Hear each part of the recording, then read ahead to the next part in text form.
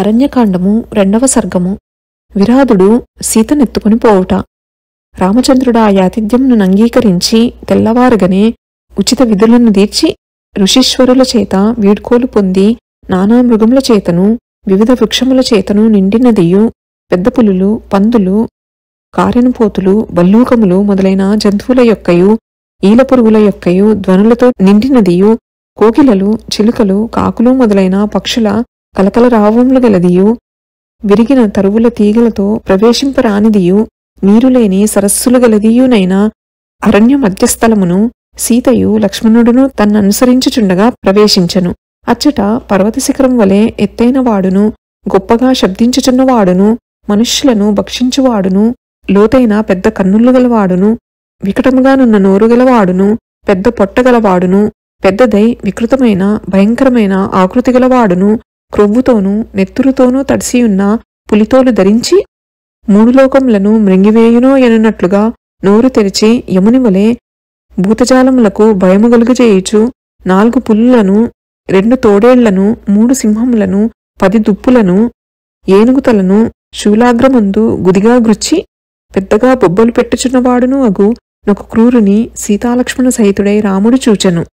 అతడును రామలక్ష్మణులను జానకిని చూచి క్రోధమునందినవాడై భూమి అంతయు నెక్కువగా అదురుచుండగా లైకాలుని వలె భయంకరముగా ధ్వని చేయుచు హఠాత్తుగా మీదకు వచ్చి జానకీదేవిని తీసుకుని వెళ్లి వేగముగా తొడపై నిడుకుని వారలతో నిట్లనెను.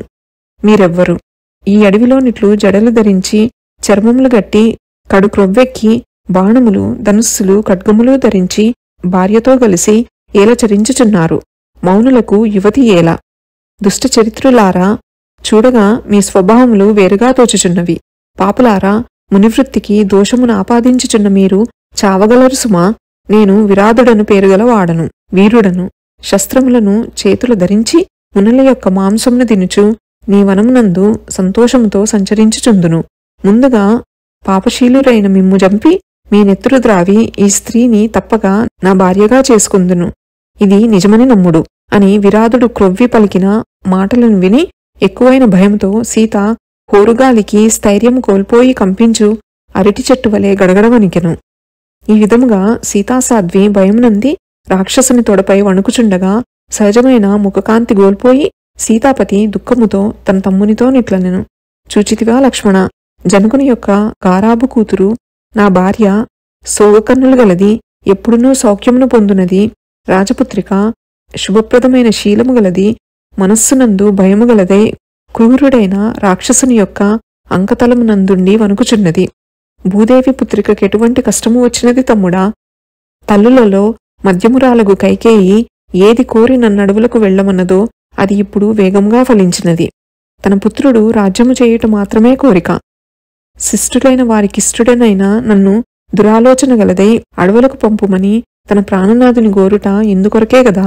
జనకుని మృతి కంటెను, రాజ్యసంపదను అపహరించుట కంటెను సీతాదేవిని పరపురుషుడు ముట్టుకొనుట గొప్పనైన దుఃఖమునకు కారణమయ్యను సుమా అని దుఃఖముతో కన్నుల నీరు నించుచు విచారించుచున్న రామచంద్రుని ముఖమును చూచి లక్ష్మణుడు క్రోధముతో సర్పము వలె రోజుచూ నిట్లనెను. దేవాధీశుడైన ఇంద్రునితో సమానమైన తేజస్సుగలవాడా, భూతజాలములచే నృతింపదగిన ప్రభువైయుండియు గర్వము కోల్పోయి చేతకాని వానివలే కడుదుఃఖమును పొందదవేళ. అన్నా, నీ సేవకుడైన నేను లేనా? నా యొక్క భయంకరమైన అస్త్రధారలతో అడ్డగించుట కలవి కాని నా బాహు విలాసముతో ఈ విరాధునిప్పుడే నేలగూలునట్టు చేసెదను. భరతుని యందు నాకు భరించరానంతగా కలిగిన కోపము నేడు వీనిపై చూపెదను.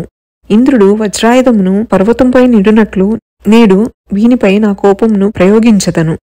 ఓ కాకుత్స వంశశ్రేష్ఠుడా, ప్రకటమైన నా భుజబలం వలని వేగముతో ప్రకాశించు బాణ సమూహము వీని గుండె బద్దలగునట్లుగా నాటుటచే అతివేగముగా వీనిని విగతజీవునిగా చేయును. అరణ్యకాండము 2వ సర్గము సంపూర్ణము. శ్రీరామచంద్ర ప్రసాద సిద్ధిరస్తు. శ్రీ జగన్మాతార్పణమస్తు. శ్రీ శ్రీ శ్రీ. నమోస్తు రామాయ సలక్ష్మణాయ, నమోస్తు దేవ్యై జనకాత్మజాయై, నమోస్తు వాతాత్మ భువేవరాయ, నమోస్తు వాల్మీక భవాయ తస్మై. శుభం భవతు.